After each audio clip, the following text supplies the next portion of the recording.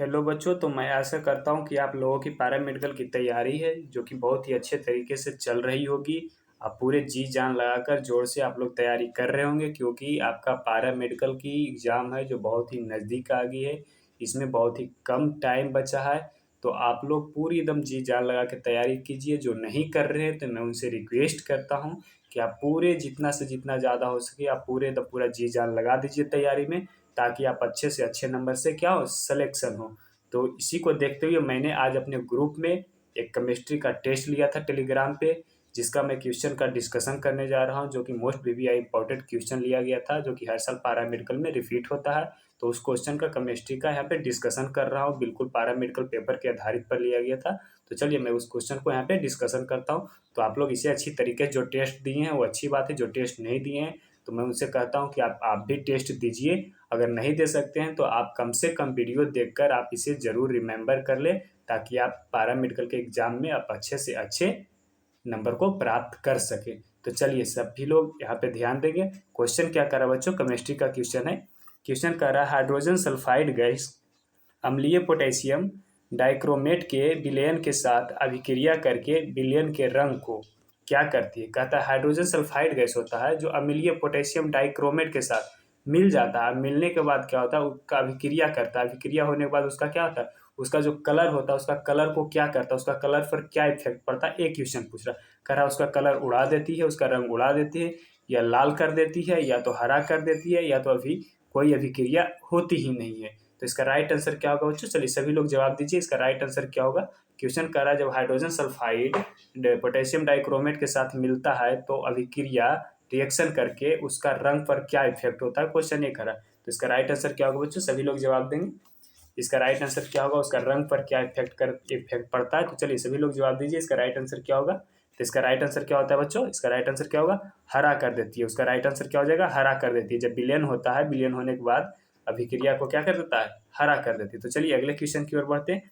अगला क्वेश्चन कह रहा है क्या बच्चों, आधुनिक आधुनिक आवर्त सारणी में तत्वों को रखा गया है। कर आधुनिक आवर्त सारणी में तत्वों को रखा गया किस पर, परमाणु भार के वृद्धि क्रम में रखा गया, या परमाणु क्रमांक के वृद्धि क्रम में रखा गया, या अनुभार के वृद्धि क्रम में रखा गया, या वाष्प घनत्व के वृद्धि क्रम में रखा गया। तो किस क्रम में रखा गया है, आधुनिक जो आवर्त सारणी में तत्व है उसको रखा गया, उसको किस क्रम में रखा गया है। तो चलिए सभी लोग जवाब दीजिएगा। इसका सही जवाब क्या होगा, सभी लोग जवाब देंगे बच्चों। इसका सही जवाब क्या होगा, दीजिए सभी लोग जवाब दीजिए। जितना जवाब दीजिएगा उतना ज़्यादा आप सीख पाएंगे। चलिए सभी लोग जवाब दीजिए। इसका राइट आंसर क्या हो जाएगा बच्चों, इसका राइट आंसर हो जाएगा परमाणु क्रमांक के वृद्धि क्रम में रखा गया। किसमें रखा गया, परमाणु क्रमांक के, जिसको एटॉमिक नंबर बोलते हैं, किसमें रखा गया, परमाणु क्रमांक के, मतलब नंबर बाई नंबर रखा गया। तो इसका राइट आंसर क्या हो जाएगा बच्चों, बी हो जाएगा। इसका राइट आंसर क्या हो जाएगा, बी हो जाएगा। तो चलिए अगले क्वेश्चन की ओर बढ़ते हैं। अगला क्वेश्चन क्या कर रहा है बच्चों, निम्नलिखित में से कौन सा उपधातु तत्व है। कह रहा है निम्नलिखित में से जो दिया हुआ है उसमें कौन सा धातु उपधातु है। कौन सा तत्व क्या है, उपधातु है। Sodium, aluminium, arsenic, sulphur. तो इन चारों में से कौन सा उपधातु तत्व है ये पूछ रहा है। तो चलिए सभी लोग जवाब दीजिए। इसका राइट आंसर क्या होगा, सभी लोग जवाब देंगे। इसका राइट आंसर क्या होगा, इन चारों में से उपधातु तत्व कौन सा है, सभी लोग जवाब दीजिए।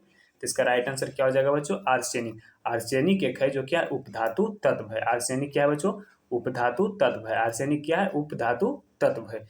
तो चलिए अगले क्वेश्चन की ओर बढ़ते हैं। अगला क्वेश्चन क्या कर रहा है बच्चों, निम्नलिखित में से कौन सा तत्व संक्रमण तत्व नहीं है। कह रहा है जो दिया हुआ है चार ऑप्शन उनमें से संक्रमण तत्व कौन सा नहीं है। मतलब 3 संक्रमण तत्व है और एक क्या है, संक्रमण तत्व नहीं है, तो उसको अलग करके लिखना है। पहला ऑप्शन क्या कर, एससी मतलब स्कैंडियम, एसएन, एचजी, पीडी। तो इन चारों में से क्या होगा, कौन सा है तत्व जो क्या है, संक्रमण तत्व नहीं है। तो इसका राइट आंसर क्या होगा, सभी लोग जवाब दीजिए। पारा होगा, या तो शीशा होगा, या स्कैंडियम होगा, या टाइटेनियम होगा, क्या होगा इसका राइट आंसर। चलिए सभी लोग जवाब दीजिए बच्चों। इसका राइट आंसर क्या हो जाएगा, सभी लोग जवाब दीजिए। इसका राइट आंसर क्या हो जाएगा। तो इसका राइट आंसर क्या हो जाएगा बच्चों, एसएन हो जाएगा, टीन हो जाएगा। क्या हो जाएगा, टीन है जो एक क्या है, संक्रमण तत्व नहीं है। टीन एक कैसा तत्व है, संक्रमण तत्व नहीं है। कौन सा राइट आंसर हो जाएगा बच्चों, टीन है, टीन। क्योंकि पी ब्लॉक तत्व होता है, जबकि संक्रमण तत्व क्या होता है, डी ब्लॉक में रखे गए तत्व होता है। असंक्रमण तत्व कौन, संक्रमण तत्व कौन होता है, जो पी ब्लॉक में होता है वो क्या होता है, संक्रमण तत्व होता है, डी ब्लॉक में रखे गए हैं, क्या होता है संक्रमण तत्व होता है, जो डी पी ब्लॉक में होता है वो नहीं होता। तो इन तीनों क्या है, ये तीनों है जो क्या चीज़ से, ये तीनों है जो कि डी ब्लॉक से, और बाकी एस एन क्या है, एस एन है जो कि पी ब्लॉक में है। तो पी ब्लॉक वाला क्या होता है, संक्रमण तत्व नहीं होता है। पी ब्लॉक का क्या होता है, संक्रमण तत्व नहीं होता है। बाकी डी ब्लॉक का सारा तत्व क्या होता है, संक्रमण तत्व होता है। तो आप लोग याद कर लीजिए। तो चलिए अगले क्वेश्चन की ओर बढ़ते हैं। अगला क्वेश्चन क्या करे बच्चों, क्लोरीन का प्रयोग किया जाता है। क्लोरीन का प्रयोग किया जाता है किस में, एंटीबायोटिक के रूप में, संक्रमण रोगी की दवा के रूप में, ज्वरनाशक के रूप में, प्रतिरोधी के रूप में। क्लोरीन का प्रयोग किसके रूप में प्रयोग किया जाता है, ये पूछ रहा है। तो चलिए सभी लोग जवाब दीजिए, इसका राइट आंसर क्या होगा। सभी लोग जवाब देंगे, जितना जवाब दीजिएगा बच्चों उतना ज़्यादा आप सीख पाएंगे, आप उतना अच्छा से अच्छा आप वहाँ पे जाके अटेम्प्ट कर पाएंगे पैरामेडिकल में, क्योंकि एक पैरामेडिकल पे ही आधारित यहाँ पे क्वेश्चन को लाया गया है। तो हमसे बनने रहने के लिए जो अभी तक हमारे चैनल को सब्सक्राइब नहीं किए, कृपया सब्सक्राइब, लाइक एंड शेयर जरूर करें, ताकि मैं आपको अच्छे से अच्छे कंटेंट दे सकूं और पैरामेडिकल में आप अच्छे से अच्छे रैंक को प्राप्त कर सके। तो चलिए सभी लोग इसका जवाब दीजिए, इसका राइट आंसर क्या होगा, सभी लोग जवाब दीजिए बच्चों।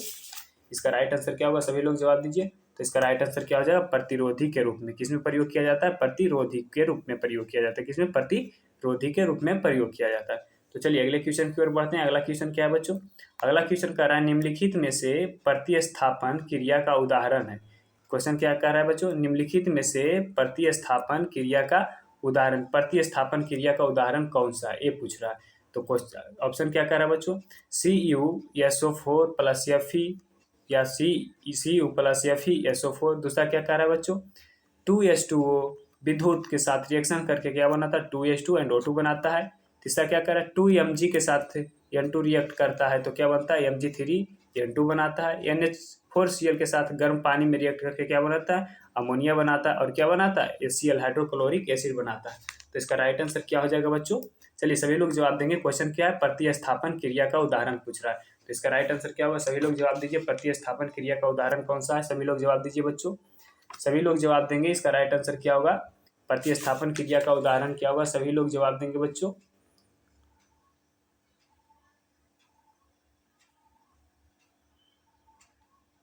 तो इसका राइट आंसर क्या हो जाएगा बच्चों, इसका राइट आंसर ए हो जाएगा। ए है जो क्या है, प्रतिस्थापन है।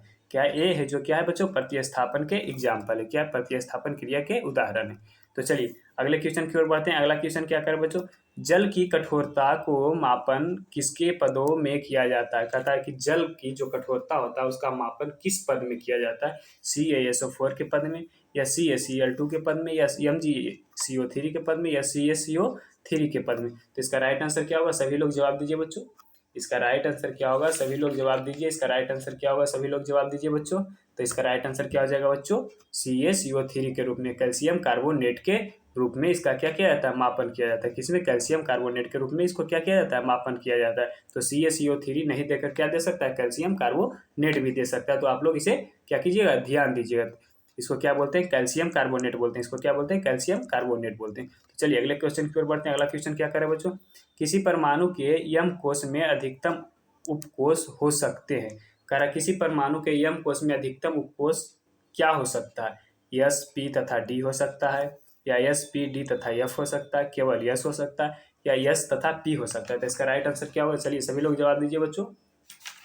इसका राइट आंसर क्या होगा, सभी लोग जवाब दीजिए बच्चों। इसका राइट आंसर क्या होगा, सभी लोग जवाब देंगे। इसका राइट आंसर क्या होगा, सभी लोग जवाब दीजिए बच्चों।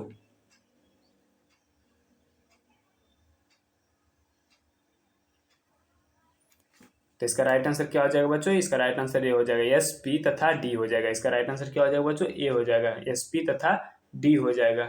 तो उपकोष की बात की जाए तो उपकोष किस में जाता है, उपकोष किस में जाता है, यम बोल रहा है ना, तो यम बोल में कितने जाएगा, 3 जाएगा। तो S P D जाएगा, यम यम किस में जाएगा, क्योंकि देखिए क्या क्या होता है बच्चों, K होता है, L होता है, M होता है, और क्या होता है, N होता है। तो इसमें क्या 1, इसमें क्या होता है 2, इसमें 3, इसमें क्या होता है 4।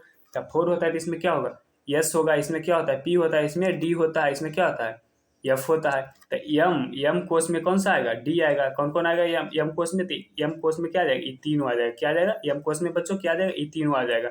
वही अगर जो बोलता है एन कोष में तो क्या आ जाता है, एफ भी आ जाता, मतलब ये टोटल आ जाता। लेकिन क्या बोला, यम कोष तक है, तो क्या आ जाएगा, एस पी तथा डी आ जाएगा। तो चलिए अगले क्वेश्चन की ओर बढ़ते हैं। अगला क्वेश्चन क्या करे बच्चों, एक तत्व एक्स की द्रव्यमान संख्या 37 है। कह रहा कोई तत्व है जिसका मान लिए हम क्या x तत्व है, उसका द्रव्यमान क्या है, उसका भार क्या है 37 है, और इसके परमाणु में न्यूट्रॉनों की संख्या कितना है 20 है। इसका परमाणु में न्यूट्रॉनों की संख्या क्या बच्चों 20 है। उस परमाणु में इलेक्ट्रॉन की संख्या होगी, कह रहा है उस परमाणु में इलेक्ट्रॉन की संख्या क्या होगी 17 होगी, 20 होगी, 37 होगी, इनमें से कोई नहीं होगी। तो चलिए सभी लोग जवाब दीजिए, इसका राइट आंसर क्या हो जाएगा बच्चों, सभी लोग जवाब देंगे, इसका राइट आंसर क्या हो जाएगा बच्चों। तो इसका राइट आंसर क्या हो जाएगा बच्चों, इसका राइट आंसर हो जाएगा ए ऑप्शन 17 हो जाएगा। क्या हो जाएगा इसका राइट आंसर क्या हो जाएगा 17। अब कैसे आया 17, तो चलिए देख लीजिए कैसे आया 17, मैं बता देता हूँ 17 कैसे आया। तो इसका फार्मूला होता है बच्चों, कह रहा है प्रोटोनों की संख्या, क्या पूछा है बच्चों प्रोटोन प्रोटोन की क्या पूछा है संख्या पूछा है ना, प्रोटोन की संख्या पूछा है ना, तो प्रोटोन की संख्या पूछा है बच्चों। तो प्रोटोन की संख्या बराबर फार्मूला क्या होता है, तो प्रोटोन की संख्या बराबर फार्मूला क्या होता है, द्रव्यमान संख्या क्या होता है, द्रव्यमान माइनस द्रव्यमान संख्या माइनस क्या होता है न्यूट्रॉन क्या होता है, द्रव्यमान संख्या माइनस न्यूट्रॉनों की क्या होता है संख्या, द्रव्यमान संख्या माइनस न्यूट्रॉनों की संख्या होता है। तो प्रोटॉन की संख्या निकालना है, तो द्रव्यमान की संख्या कितना दिया हुआ है, द्रव्यमान की संख्या 37 दिया हुआ था, प्रोटॉन की संख्या न्यूट्रॉनों की संख्या कितना दिया हुआ था 20 दिया हुआ था। तो प्रोटॉन की संख्या कितना आ जाएगा बच्चों 17 आ जाएगा, तो इसलिए इसका राइट आंसर क्या हो जाएगा 17 हो जाएगा, इसका राइट आंसर क्या हो जाएगा 17 हो जाएगा। तो चलिए अगले क्वेश्चन की ओर बढ़ते हैं। अगला क्वेश्चन क्या कर रहा है बच्चों, कौन सा कथन सत्य है, कह रहा है इनमें से कौन सा कथन सत्य है। ये कह रहा है सभी खनिज अयस्क होते हैं, दूसरा क्या कह रहा है कोई अयस्क खनिज नहीं हो सकता है, मतलब कोई अयस्क जो खनिज है वो नहीं हो सकता। तीसरा क्या कह रहा है यह अयस्क खनिज होते हैं, सभी अयस्क खनिज होते हैं। चौथा क्या कर रहा है बच्चों कोई खनिज अयस्क नहीं हो सकता है। तो इसका राइट आंसर क्या होगा, सभी लोग जवाब दीजिए, सभी लोग जवाब दीजिए, इसका राइट आंसर क्या होगा, इसका राइट आंसर क्या होगा बच्चों, सभी लोग जवाब दीजिए बच्चों, इसका राइट आंसर क्या होगा, सभी लोग जवाब दीजिए बच्चों। तो इसका राइट आंसर क्या हो जाएगा, सभी अयस्क खनिज होते हैं, क्या हो जाएगा सभी अयस्क खनिज होते हैं। इसमें देखिए ऑप्शन क्या है, ऑप्शन चला है दोनों मैच करके ऑप्शन आ गया, मतलब ऊपर नीचे दोनों क्या कर रहा है ए सी एंड बी डी दोनों क्या है सेम ऑप्शन है, तो इसलिए इसका राइट आंसर क्या हो जाएगा दोनों हो जाएगा। इसका क्या हो जाएगा राइट आंसर क्या हो जाएगा दोनों, सभी खनिज अयस्क होते, सॉरी बच्चों दोनों में डिफरेंट इतना है, देखिए देखिए इसमें डिफरेंट क्या दिख रहा है बच्चों, कह रहा है क्वेश्चन क्या सभी खनिज अयस्क होते हैं, दूसरा क्या कह रहा है कोई अयस्क खनिज नहीं हो सकता, और तीसरा क्या कर रहा है बच्चों सभी अयस्क खनिज होते हैं, कह रहा है इसमें सब खनिज क्या होता है अयस्क होगा। और तीसरा नंबर क्वेश्चन क्या कर रहा है सभी अयस्क क्या खनिज होगा, एक क्वेश्चन कर रहा था, थोड़ा सा का अंतर हो रहा है, आप लोग ध्यान दीजिएगा। तो इसका राइट आंसर क्या हो जाएगा सी हो जाएगा, इसका राइट आंसर क्या हो जाएगा बच्चों सी हो जाएगा, इसका राइट आंसर क्या हो जाएगा सी हो जाएगा।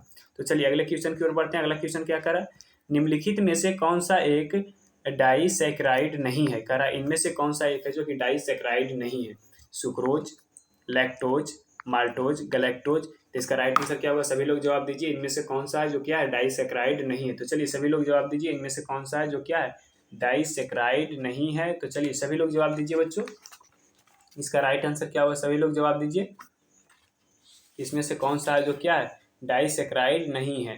तो इसका राइट आंसर क्या हो जाएगा बच्चों गैलेक्टोज, क्या हो जाएगा गैलेक्टोज हो जाएगा, इसका राइट आंसर क्या हो जाएगा गैलेक्टोज है जो क्या है डाइसैकराइड नहीं है, गैलेक्टोज है जो क्या है डाइसैकराइड नहीं है, बाकी सारा क्या है डाइसैकराइड है। गैलेक्टोज क्या है बच्चों डाइसैकराइड नहीं है, क्या है बच्चों गैलेक्टोज है जो क्या है डाइसैकराइड नहीं।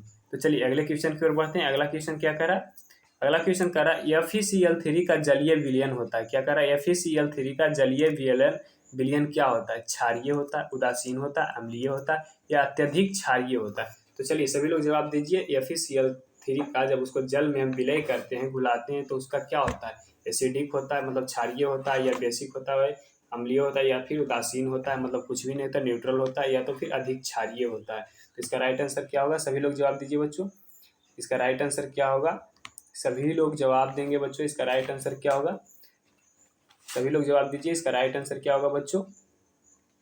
तो इसका राइट आंसर क्या हो जाएगा बच्चों क्षारीय अम्लीय होता है, इसका राइट आंसर क्या हो जाएगा बच्चों अम्लीय होता है, क्या होगा अम्लीय होता है। क्यों अम्लीय होता है, तो चलिए मैं बता देता हूँ अब क्यों अम्लीय होता है, क्योंकि जब FeCl3 क्यों बच्चों क्या FeCl3 जब रिएक्शन किससे करता है, जब रिएक्शन करता है H2O से जब रिएक्शन करता है तो क्या देता है बच्चों Fe और क्या देता है OH, FeOH के हॉल 3 देता है, प्लस में क्या निकालता है, HCl निकालता है। क्या निकालता है बच्चों, HCl। कितना HCl निकालता है, तो 3 HCl निकालता है। तो HCl क्या है, अम्लीय है, तो इसलिए क्या होता है, उसका विलयन क्या होता है, जब जल के साथ रिएक्शन करता है तो उसका विलयन क्या होता है, अम्लीय होता है, मतलब एसिडिक होता है। क्या होता है, एसिडिक होता है। तो चलिए अगले क्वेश्चन की ओर बढ़ते हैं। अगला क्वेश्चन क्या कर रहा है बच्चों, कह रहा है H3PO2 अम्ल की क्षारकता है। कह रहा है H3PO2 है, उसका अम्ल की क्षारकता क्या है, 1 है, 2 है, 3 है, 4 है। इसका राइट आंसर क्या होगा, सभी लोग जवाब दीजिए।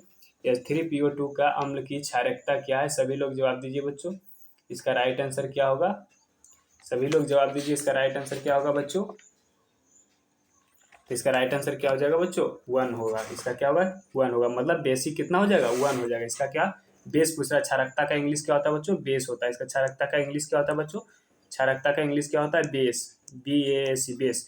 तो क्या हो जाएगा, 1 हो जाएगा। अब क्यों होगा 1, तो चलिए इसका स्ट्रक्चर से हम लोग समझते हैं। तो इसका स्ट्रक्चर कैसे होता है बच्चों, P, इसके साथ क्या होता है, O डबल बॉन्ड से जुड़ा हुआ रहता है। फिर 3 को क्या हाइड्रोजन है ना, 3 कितना हाइड्रोजन है, तो 3 हाइड्रोजन जुड़ा हुआ रहता है। दो ऑक्सीजन है, तो एक ऑक्सीजन इससे जुड़ा हुआ रहता है, इस हाइड्रोजन से। तो इस हाइड्रोजन है जो क्या बनाया, क्षारीय, मतलब OH क्या होता है बच्चों, OH होता है जो क्या होता है, क्षारकता होता है, मतलब क्षारीय, मतलब बेसिक होता है। तो इसका बेसिक कितना आया, 1 आया। इसका बेसिक कितना आया, 1 आया। तो इसलिए राइट आंसर क्या हो जाएगा, 1 हो जाएगा।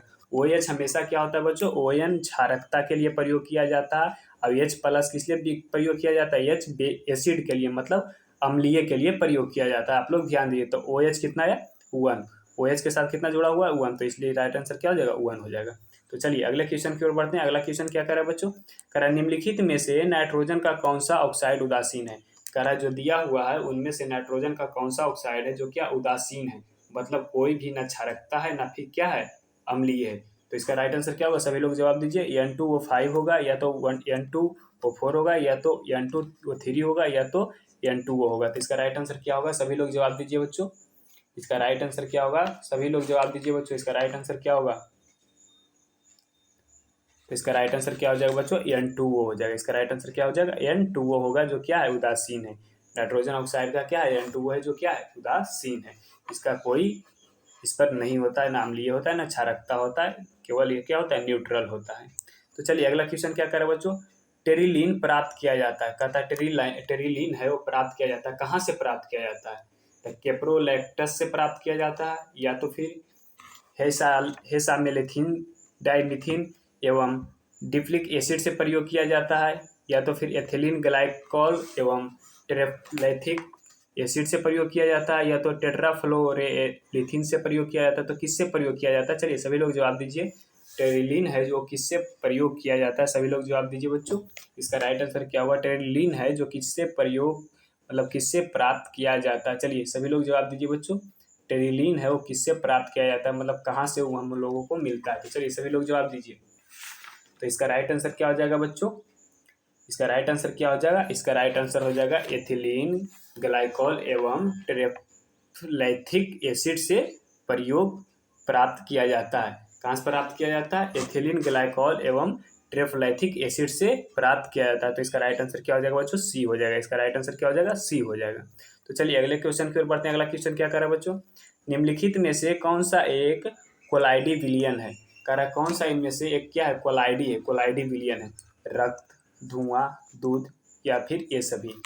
तो इसमें कह रहा है कोलाइडी विलियन के बारे में पूछ रहा है। तो चलिए सभी लोग जवाब दीजिए, इन तीनों में से, इन चारों में से कौन सा है जो कि कोलाइडी विलियन है, या तो फिर है ही नहीं कोई कोलाइडी विलियन। तो चलिए जवाब दीजिए सभी लोग। इसका राइट आंसर क्या होगा, सभी लोग जवाब दीजिए बच्चों। तो इसका राइट आंसर क्या हो जाएगा बच्चों, ये सभी हो जाएगा। धुआं, रक्त, दूध सभी क्या है, कोलाइडी विलियन है, सारा क्या है, कोलाइडी विलियन है।